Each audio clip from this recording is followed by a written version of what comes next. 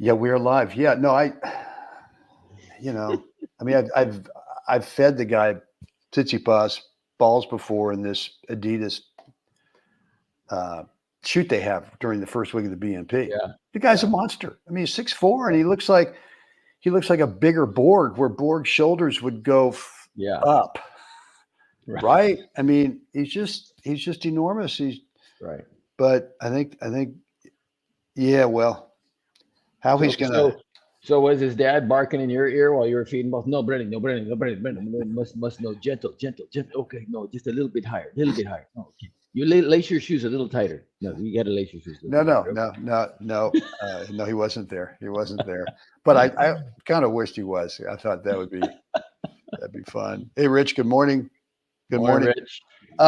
So, guys, look, we're going to do another AMA Ask Me Anything session today, and so look, if there's something on your mind from this week, or maybe whatever, recently with your tennis, could be swing tech, could be shot choice, tactics, strategies.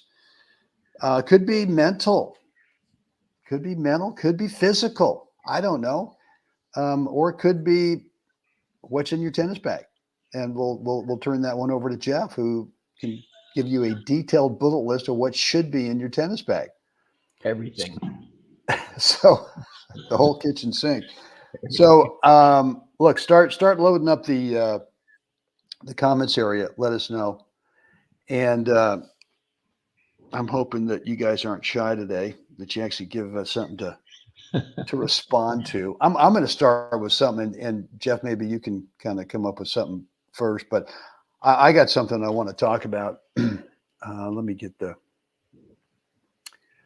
this here, which is this whole thing. Whoops. Is this message right here, which is, the problem isn't swing tech, it's your shot choice. And what the example I want to use is going to be specifically in doubles. And you've got in your mind, it's a second serve that's coming in, you're returning serve, and you just go, you know what? I really want to unload on this return. I want to cause some pain on this return. And how we define pain for me is nothing more than, hey, I just want to make it a high quality ball that if it's a serve and volley guy, gets right there to his feet and enables my partner to do something. I assume it's coming back. I mean, the guy's good, Yeah, so that's okay. But to me, pain definition is never, I'm going to hit an outright winner. I have yeah. to. I just have to, for whatever reason. Either because it's, hey, we've got a break point, it's 30-40, whatever it is, or I just want to look good, Jeff. That's it. Let's be real. So here's what happens is the guy hits a really good second serve into your body, and you are still so mentally committed to topping this thing, whether it's a forehand, whether it's a backhand, that it just ties you up, and it's a shank. It just doesn't, you never give yourself a chance. And the response is afterwards, oh man, you know what? And I see it with a practice swing. Oh, well, here's what I should have done instead.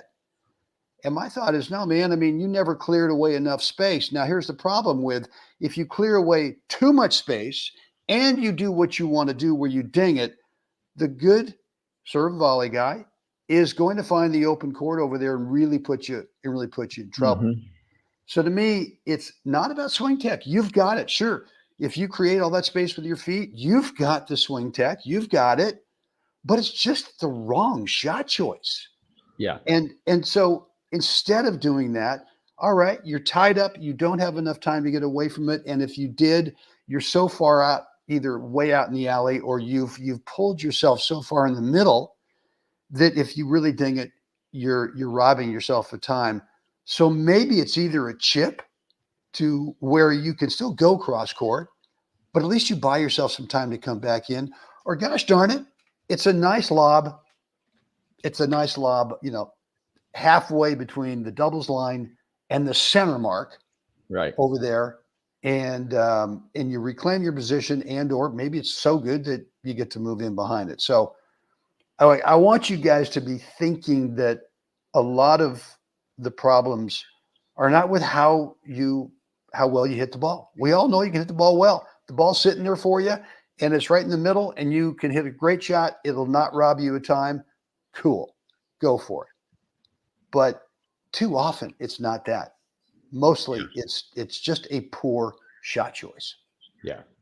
I think, in your description of that scenario, too many times too, it's all of a sudden, yeah, I want to ding this return, and you haven't dinged one for 6 games.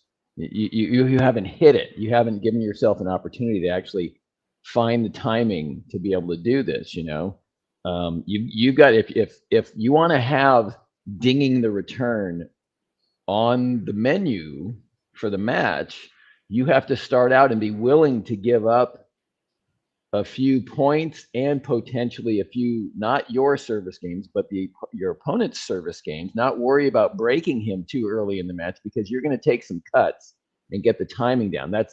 I do that a lot.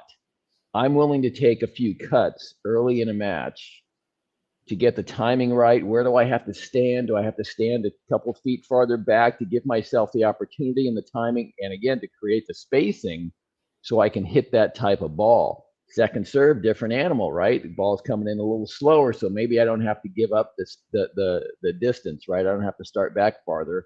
I can actually pick up the ball a little closer. Second serve, though, if I can pick up the ball a little closer, I don't need to hit it as hard either, because I'm already shortening the distance. So that's usually one of the first things I like to do, is on a second serve, drive right at the server.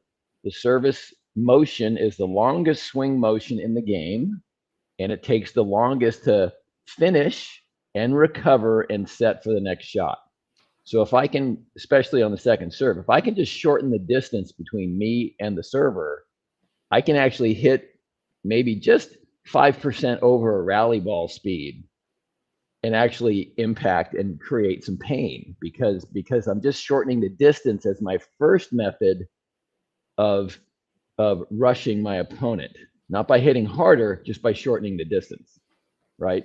So less flight time for the ball. So that's where I think players get a little lost in this. Like, oh, I'm going to go big, and so they think big, and that means everything's big. Oh, I got, my arms are going, my legs are going. I'm it's like the swing is now something I've never actually swung the racket like that before, because I look like a windmill over there. It's like, nope. You gotta bring it all in, and and every player is a little different like that. For me, that's how I do it, and it's consistent, it's sustainable, it's consistent. Benny, you've seen me play enough times. Second serves, I make that player pay for that, and not by necessarily, I don't overhit. I'm just closing the gap there and making him like, here we go. Yeah. But Jeff, I think to condition all of what you've said, you're still going to go with the pitch. If the guy plays a serve where it bounces out wide and you're stretched out, there is no way you're going to try to spectacularly top it just to be able to top it, right? You have to have the presence of mind to abort the mission and just chip it something, just shove the ball back in play, because that's a potential scenario. It happens all the time. You're not getting the pitch you want, or a pitch close enough that you want, and now you gotta improvise a little bit. But improvise just means I just need to put stick on the ball and shove it back over, and at least enter the point minimum. Yeah. Shove the ball over there and at least make the guy touch the ball again, and maybe can I somehow reset the point and get back in control of it, because they hit a good serve, that's their choice too. The guy hits a good serve. I got no control over that. So I think the same situation in singles as well. We talked about this this week, Jeff, about that. It looks like you've got an open court up the line, and so you go for it, but you've decided that you better make sure the guy doesn't touch it. So you end up just adding that extra layer of pressure to yourself by thinking, I'm not going to let him get to it. And so the ball's drifts wide or it sails wide or whatever it is. And so, and there again, it's not your swing tech. Your swing tech is fine.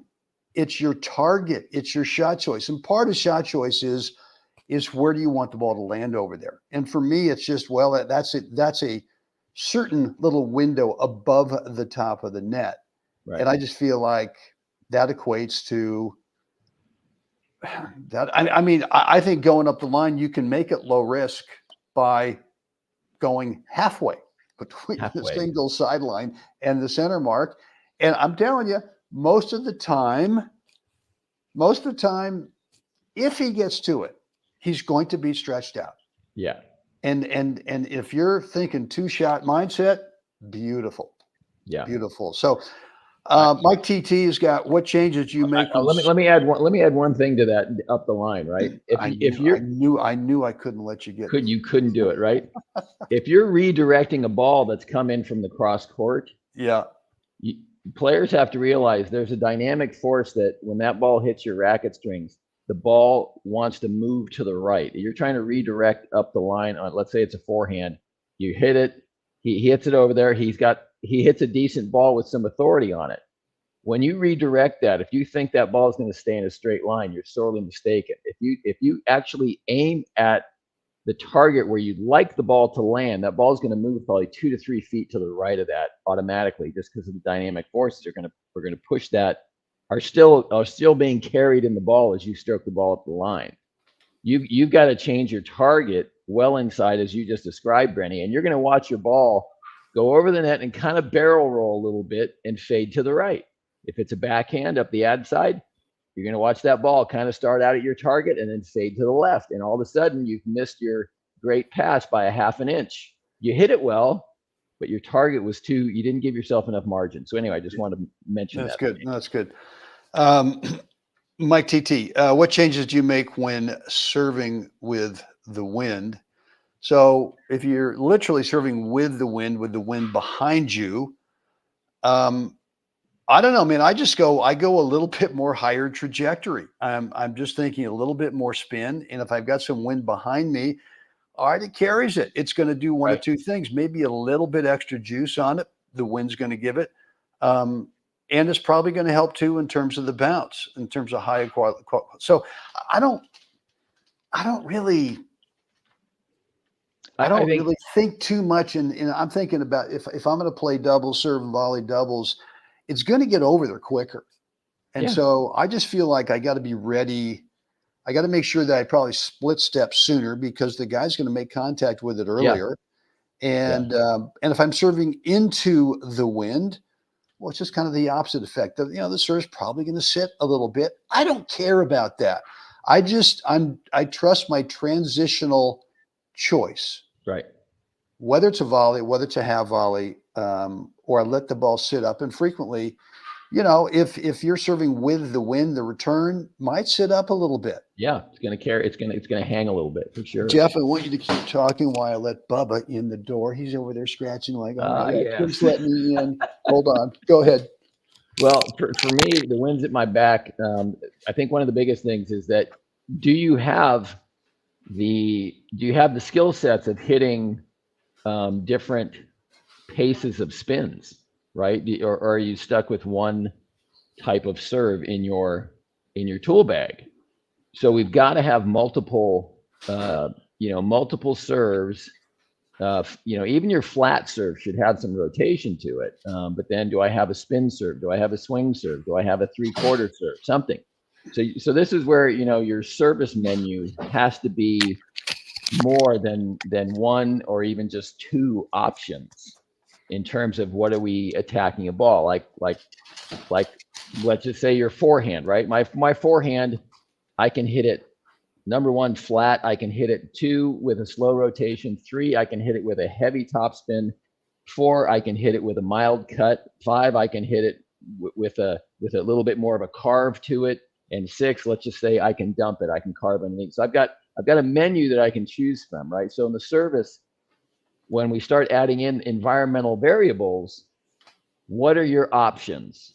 And if you don't have any, then we got to go back to the drawing board here and we got to work on your serve and we got to start adding some options so that not only in point scenarios, but in environmental scenarios, you have options that can actually work with what's going on, right? If the wind, if I'm standing on the north end of the court and the wind is moving right to left, I may not want to hit the swing serve out wide to his forehand and the deuce side. The wind's helping, or the wind's helping, so I'm going to aim a little bit more, maybe more like a body serve, and see if the wind's going to help me a lot, right? So like, but can you deliver that serve? So that would be my answer. Is I think the answer, I think the general answer is, how can the wind help you? Yeah. So that's the way I see it. That's exactly right, Brenny. I always look at it and say, like, okay, what can I do to use the wind? That's right. It's not. It shouldn't be an obstacle. Yeah. Most of the time, everybody's most of the time, everybody's pissing and moaning about it, and I'm looking at it, going, well, okay, wait a second. The wind is my friend today. How are we gonna play with it? You know. Right. Exactly. Yeah. Rich, the great lefty, Alameda, California, terrific baseball coach, by the way. Absolutely. Yeah. Rich, I got a lefty and righty on a doubles team. The lefty is better overall doubles player. Which side should they play on when receiving? So I think, I don't know if you and I actually disagree on this. I think we're pretty darn close, but my thought is always is let's get the overhead, the better overhead in the middle. I think it's less about, oh, we want to keep the backhands out of the middle. Right. I mean, if that's the case, if your backhand's weak, then go out there and work on it. Make it better. Yeah. I mean, that shouldn't be a deciding factor. But I like to have the better overhead in the middle. Meaning that with a lefty-righty combo, great, we get to have both of them in the middle. Yeah. And so whether or not, I mean, and I know there's I think Jeff, what you're probably going to say is, well, you need the better player over in the ad side because of. I tend to default to the better returner. Personally, I like playing with a lefty in the deuce court. Yep. Right. I like that. I like having our forehands down the center. I played with Woolridge back in the day, and that's the way we played it, and it was deadly. But at some point, you have to be able to play the score, right? The deuce side player will only get one opportunity to put a return back in play on a break point. The ad side player gets 3 opportunities or more, depending on deuce ad, right? So that player, right, even if you're playing your favorite side, Rich, and if that favorite side is deuce, the guy you're playing with, does he crumble under the pressure when there's finally game points? And does he go off the rails trying to hit so big that he's never putting those balls in play, right? So I kind of default to the guy that can, under pressure and score-wise, that guy can put the ball back in play so you have an opportunity to enter the point when you have your break points. I still think that if you have that guy in the deuce side, let's call it the weaker guy, he's got a lot of pressure to make sure that the better player is not constantly being down. Right. Yeah, digging out of a hole. Yeah, because there is that feel. Been there, done that. Yeah.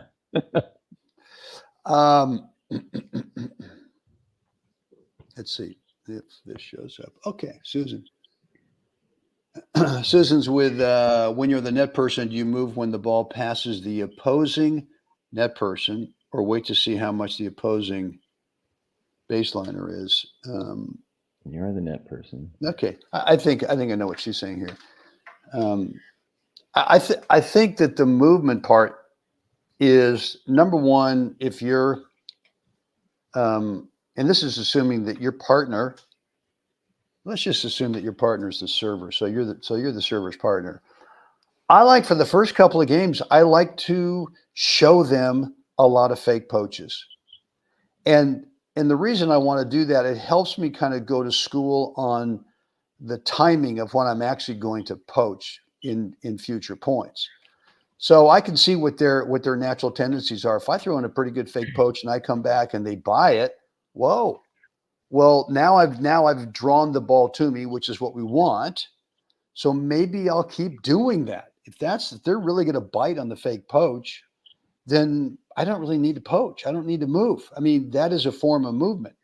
So I think you want to show a lot of fake poaching early to not only be disruptive to their visual landscape, which even if the return does go back cross court to your server, in theory, what happens is it's not going back with as much authority, making it easier for the server with their next shot. But I just think you get an opportunity to go to school on them, and it doesn't take you long to be able to determine or figure out or probe what their tendencies are with the return based on the fake. And lots of times you show them a fake and they buy it, and then the next time you show them a really early fake, and you come by and you come back and then you go, and then you move. And now they're going, God, hey, right. Okay, so I don't think that there's, again, this question to me feels like, what's the formula?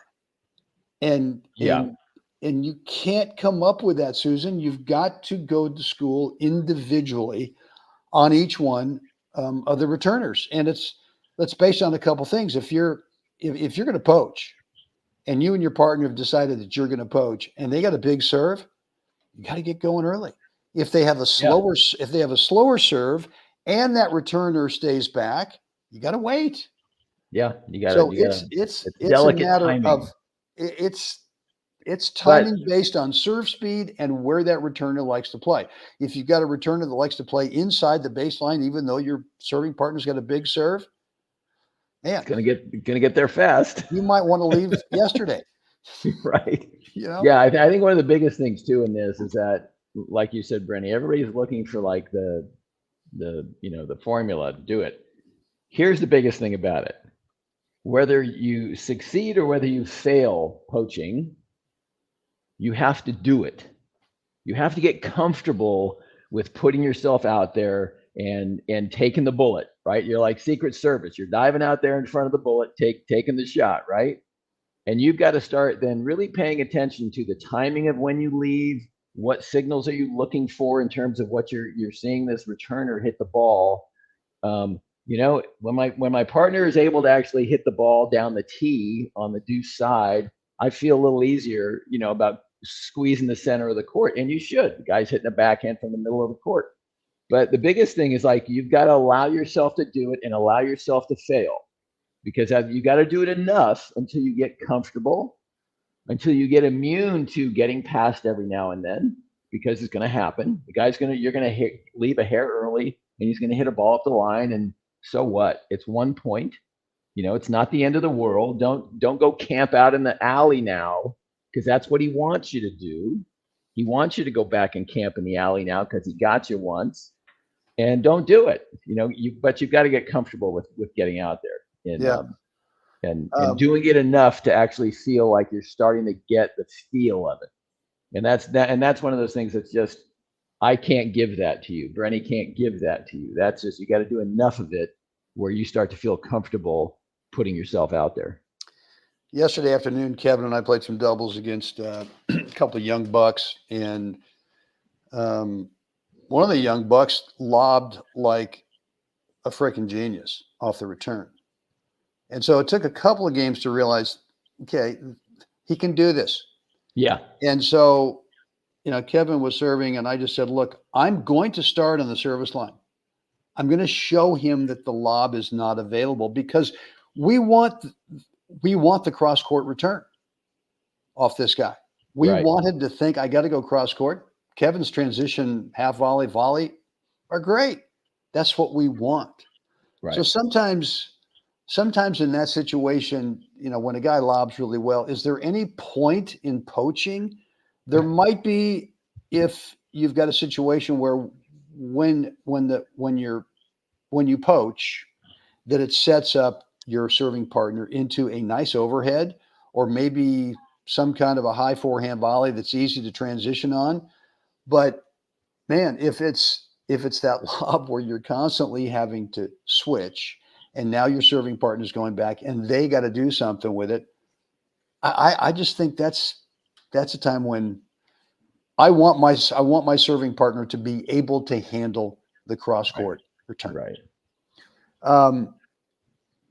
let's go back to Mike TT here. Tend to toss a bit lower with the wind and with a bit more spin.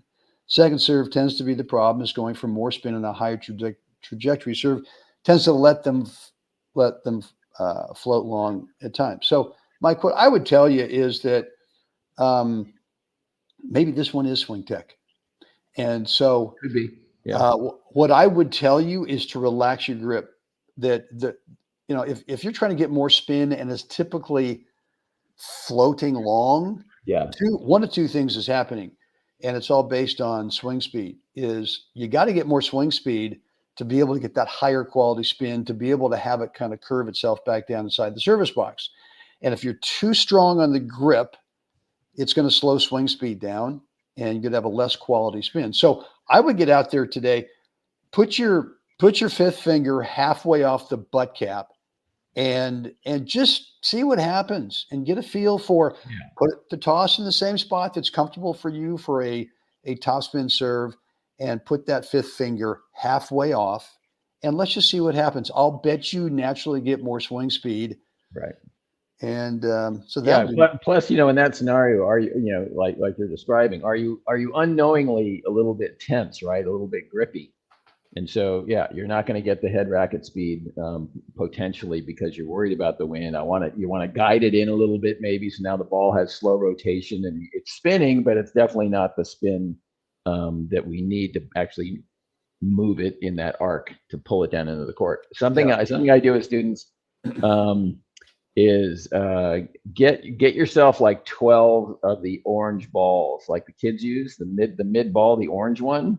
Yeah. And I like using that one because it's a red and orange, or it's orange and a darker orange, right? A yellow and an orange, right? But it's the red ball, or not the red ball, but the orange ball, which is the middle. It bounces 50% of a regular tennis ball. But what I'll do is with players, I'll hit 5 serves and I throw in one of those because I want to see the rotation that's happening, and it's really easy to see with that ball. And so that'd be a way to do it, Mike, is to take your bucket of balls out there to practice this and hit 5 to 10 serves and then throw in an orange one. And then you'll see right away how much rotation you're getting on the ball. No, it's all about spin. Got to have a high quality spin. So it's just not floating out there, and you're dependent on gravity to pull it down. Yeah. No bueno. No. Jeff, I think that's it, man. All right. I'm going to get out and on the grass today. The forecast it might be triple digits today, man. Ouch. Get it done early. Get it done early. Let's take a little peek here, and there it is, 100. So and then tomorrow 99, and okay, all right, cool. I think it's good training weather. I don't mind it. I don't mind it. So, but I've been adding some electrolytes to my water this time of year because I don't, good idea. Wake up at 2:38 in the morning and that right foot's trembling. It's going. You gotta add a little magnesium. Yeah. Well, I got some stuff here that's good. Okay. So anyway, it works. All right, guys, that's it. Thanks for hanging out today. Any more questions? Feel free to put them down there especially if you're watching the replay, put them down there in the comments area. Or if you want to keep the conversation private, the best way to do it is to shoot us an email. We can keep that conversation private, Brent@webtennis.com. If you want to make it a group email, Jeff@jacklets365.com. Hey, and by the way, thank you for shaving this morning, Jeff. I really appreciate it. That's really so considerate. It looks like you did some on the dome as well. I think you got the whole. Didn't you do the whole thing? Yeah, it was a complete detail.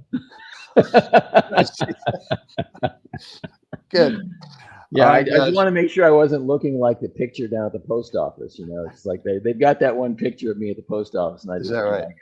Sure top 10 traveling incognito. FBI top 10 most wanted. Good. All right, guys. Thanks for hanging out. Time to get out there. Help someone else have a spectacular day, guys. See you again next time. Right on.